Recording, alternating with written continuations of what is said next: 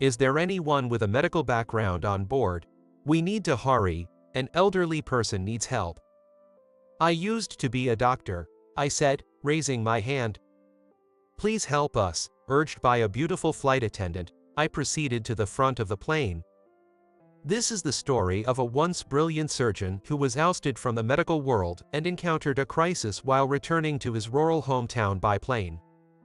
My name is Eugene. I was a doctor until just the other day. I was a neurosurgeon at a university hospital, and since my residency, I was favored by the professor, which allowed me to accompany him to conferences even ahead of other senior doctors. Soon after, a paper I presented at a conference was recognized, and at the age of 29, I was hailed as a genius neurosurgeon. As my fame increased from TV appearances and writing magazine columns, my clinic became so popular that there was a 2-month wait for an appointment. The hospital's policy was that while general appointments took 2 months, celebrities and the like were given priority in treatment. I primarily cared for patients in VIP private rooms, alongside my mentor and chief physician, Dr. Maxwell. My smooth career began to derail after Dr. Maxwell retired. Dr. Maxwell was a significant figure within the hospital's power dynamics, having been a powerful ally as a friend of the hospital director, Dr. Smith. Under Dr. Maxwell's protection, all I had to think about was maximizing my skills. After his retirement, the position of head of neurology was to be filled by an external hire, and it remained vacant for a while. Already holding the title of associate professor, I was temporarily assigned as the acting head, representing the department and coordinating with other medical divisions. There were many in the hospital who did not take kindly to my presence. Without Dr. Maxwell's backing, I found myself at the forefront of troublesome office politics. The especially problematic person was Dr. Vincent, the deputy director and head of surgery, who was notoriously harsh and often clashed with me. Despite this, since Dr. Vincent also primarily handled VIP cases, we had to cooperate frequently. At that time, Dr. Vincent was the primary physician for a famous singer, whose hospitalization itself was newsworthy. One day, I participated in a pre-surgical conference for this patient. The surgery would be performed by Dr. Vincent, of course, but there was a disagreement between my diagnosis and his.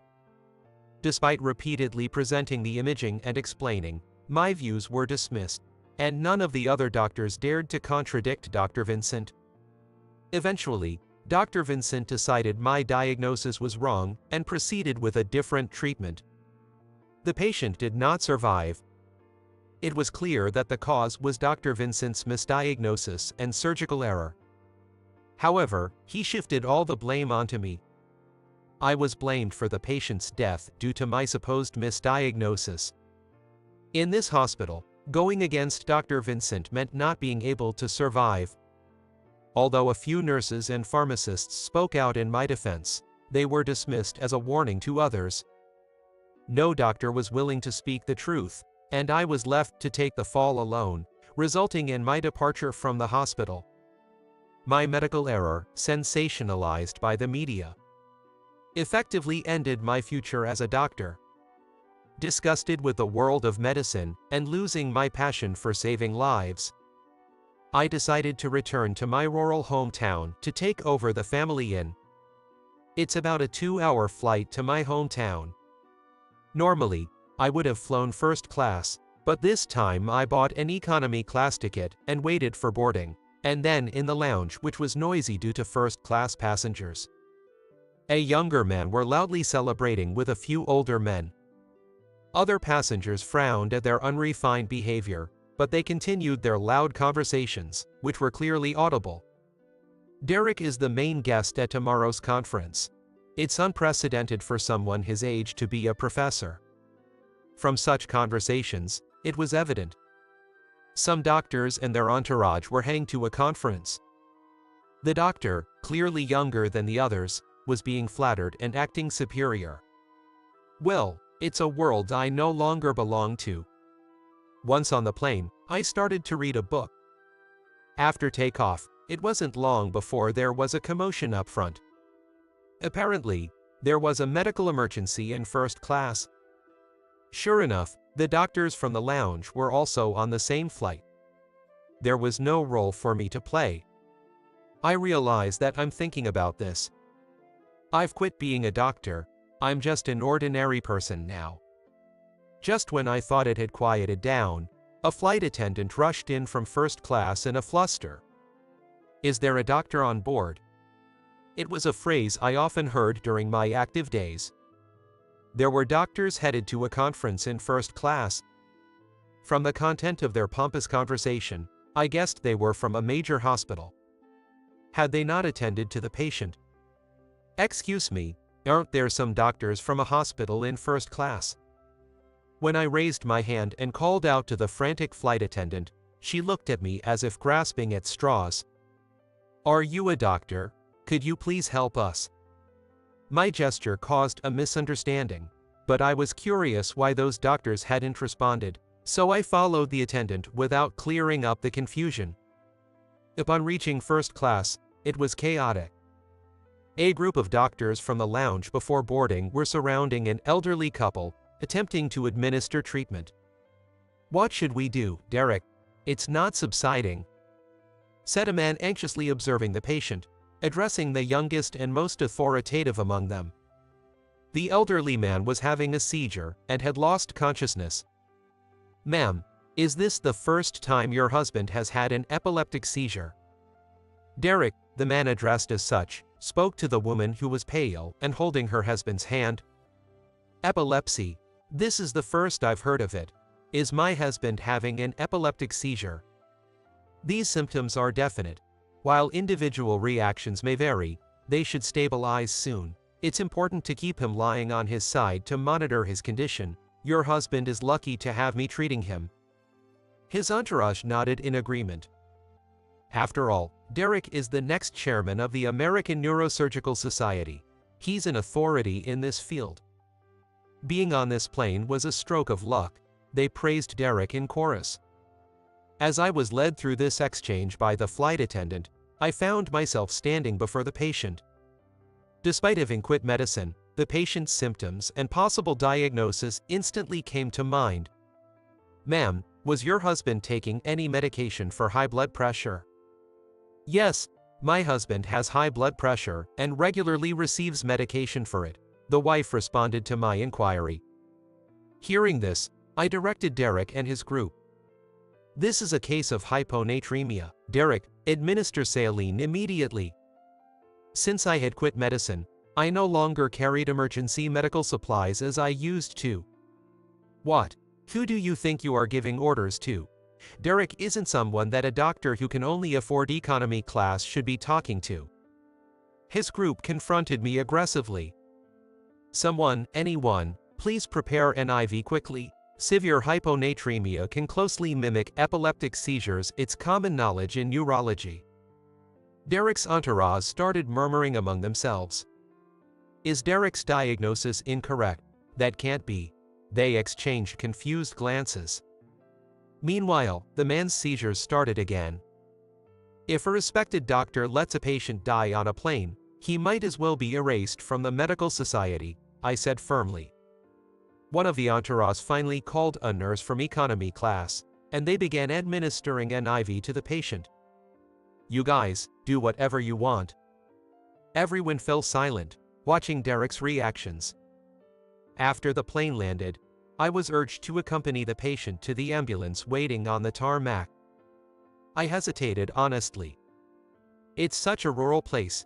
Nobody here knows me. I reassured myself and was about to board the ambulance when Derek yelled, "Know your place, bumpkin, you've embarrassed me." At the hospital, I explained the situation to the doctor and reported the treatment and medication administered. Thanks to the appropriate measures, the patient will be able to go home soon. By the way, Dr. Fumpson, which hospital do you work at? The doctor praised my intervention and asked. No, I used to run a clinic, but I closed it down and am on my way back to my hometown. I brushed it off with a casual lie. The doctor accepted it easily, saying, "It's a shame for someone as skilled as you." After ensuring the man was stable, I silently left the hospital. I felt like I recognized the patient's face somehow, but I quickly forgot about it as I hurried back to my family home. When I arrived, my parents and my brother and his wife, who help run the family inn, all welcomed me. Despite what had been said on TV, no one mentioned it. They simply accepted me back. It's getting tougher to manage as we get older, so it's really helpful that you're here to assist, Eugene, my parents remarked. I'll train you thoroughly. True to their word, I started helping out with the inn the very next day. Though the work was entirely different from what I had done as a doctor, it was refreshingly challenging. Eugene, you can't be so condescending. This is hospitality. My brother unexpectedly advised me. I didn't intend to be, but perhaps that's how I appeared. And the work at the inn starts early. Preparing breakfast, seeing off guests, cleaning rooms, welcoming new guests, and preparing dinner. The list of tasks was endless. Harder than being a doctor, huh? My father commented, to which I could only nod. By the end of each day, I was exhausted and fell asleep the moment I hit the bed, which spared me the time to dwell on my hospital days. My days passed in a blur. Just when I was getting used to the routine and starting to find my rhythm, a woman came to stay at the inn. What's the name on the reservation? The female guest was strikingly beautiful, almost otherworldly. I thought I had seen her face before, perhaps she was an actress or model. While I processed her check-in, she introduced herself. My name is Sophia. I didn't recognize the name, unfortunately. I'll take your luggage for you, I offered as I smoothly completed the check-in and led her to her room. Dinner is served in the dining hall from 5 to 9 p.m., and then, as I was about to leave the room after explaining everything, she stopped me. Don't you remember me? I paused and turned to look at her. Where had we met? Such a beautiful face should be unforgettable. You were on that plane, the one you helped the man. Ah. I instinctively pointed at her with a smile. You were the flight attendant on that plane. I quickly withdrew my finger, embarrassed. I apologize for the bluntness. I was just so surprised. She didn't seem offended, continuing with a smile. Actually, the man you helped was my grandfather. I was surprised again, but tried to remain composed as I chose my words carefully. Is that so? How is he doing now? Thanks to you, he's as lively as ever. It turns out it was hyponatremia caused by his blood pressure medication. Just as you diagnosed, he had gotten a stronger prescription because he was flying. Sophia spoke brightly, her expression changing rapidly, showing a different side from when she was a flight attendant. She had often stayed with her grandparents as a child because her parents were busy, and she grew quite attached to them. Her grandfather was especially fond of her, and she herself was a grandfatherly child. The doctors in first class at that time seemed too embarrassed in front of their subordinates to back down. It's a real problem if they misdiagnose like that, especially when it could be life-threatening. It was really fortunate that a doctor like you happened to be on the same flight, she said. Being stared at so directly and thanked made me feel ticklish inside. It was just by chance. Plus, I've already quit being a doctor. Now I'm helping out at this inn. Upon hearing that I had quit being a doctor, Sophia looked a bit disappointed, but she didn't ask anything more about it. So, you've changed careers. Even though this job looks tough, you seem to enjoy it, she said. Her comment surprised me. Indeed, getting thanked by guests here felt different from when I was a doctor, and I genuinely appreciated it. Maybe this job suits me better. Yes, I enjoy this job. It offers a different kind of fulfillment from being a doctor. I answered sincerely. Sophia, who was here on her precious vacation amidst a busy work schedule, was staying for 3 nights and 4 days. Although there aren't many tourist spots around here to visit for 3 nights, Sophia seemed to enjoy the places I suggested on the first and second days. When she returned, she excitedly reported where she went and what happened. "You must have seen many places abroad," I said. She shook her head. "There's still a lot to see domestically. Plus, traveling for leisure feels completely different from traveling for work," she explained. I listened to her, pondering her perspective. On the last day of her stay, a local festival took place. I hadn't known about it, but it seems it's an annual event that both locals and tourists look forward to. "Oh, haven't you been to the festival yet? You can go after you finish preparing dinner. That beautiful guest, she's your acquaintance, right? Why don't you invite her?" my mother suggested with a meaningful smile. "She and I aren't like that," I protested. "Well, surely a beauty like her is out of your league," she teased. I couldn't deny that. Eventually, after dinner that day, I decided to approach Sophia as she was heading from the dining hall to her room. "There's a festival nearby today. It's an annual event. I haven't been myself, so if you'd like, we could take a stroll there," I suggested, though it sounded like an excuse even to me. However, Sophia happily accepted the invitation. We agreed to meet at the entrance after dinner. "I love the atmosphere of festivals. I used to go a lot with my grandfather when I was a kid," she shared, clearly looking forward to it. Unexpectedly excited, we walked side by side. Her beauty attracted attention. Men and women alike turned to look at her, but she didn't seem to care and walked on swiftly. Watching her excitedly interact with the ordinary stalls at the festival, I started to have fun too. Various events were taking place at the central square, and she seemed to enjoy them thoroughly. "Thank you for today. I had a lot of fun," she said on our way back, looking content. "It's a nice place, isn't it? I can see why you'd want to come back," I replied, feeling a bit guilty under a straightforward gaze. I was blamed for a medical mistake and had to quit being a doctor. Actually, I wanted to continue practicing medicine, but the incident blew up so much that there's nowhere in this field that would hire me now. Of course, I find this work at the inn fulfilling too, I confided. Sophia listened intently. "So, if there was a chance, you'd want to work as a doctor again?" Surprisingly honest, I found myself replying. "Yes, if there was a place that would accept me." "I see. I think you helping patients as a doctor and working hard to create good memories for guests here at the inn, both are wonderful."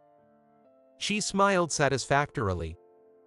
"Thank you," I managed to say, overwhelmed by the compliment. Feeling like I had no value beyond being a doctor, her words made me start to seriously consider taking over the inn. The next morning, Sophia left. "Can I come again?" she asked before leaving, which somehow made me lose my enthusiasm a bit. Yet, I decided to dedicate myself even more to managing the inn, hoping to earn further recognition from her on her next visit. "Eugene, a courier has delivered something for you," my brother announced. One day, my brother mentioned to me, and I picked up an envelope. Upon opening it, I found an invitation to a party hosted by Anderson Medical Equipment, the largest medical device manufacturer in the country. Thinking it was a mistake, I set it aside and completely forgot about the invitation afterward. One day, my father called out, "Eugene, you have a visitor." I had no idea who it could be, but I went to the entrance where a man in a suit, a stranger, was standing. "Mr. Fumpson, I've come to pick you up." "Yes." I didn't recognize him, and his talk of picking me up seemed suspicious. Sensing my confusion, the man explained the situation. "I am here on behalf of my boss. I believe an invitation to tomorrow's party was sent to you." I tried to make sense of the situation in my head. "Does that mean you've come to take me to tomorrow's party?" I asked. "Yes, we will take a taxi to the airport shortly. I have arranged a ticket for the 6 p.m. flight. Upon arrival, we will go directly to the hotel, where the party venue is also located. You need not prepare anything, just come as you are. Despite his calm explanation, I couldn't keep up. Why would they go to such lengths to have me at this party? Are you sure I'm the one who's been invited? I asked hesitantly. Yes, there is no mistake, the man asserted firmly. Unable to decline under such circumstances, I reluctantly agreed to go with him. We took a taxi to the airport.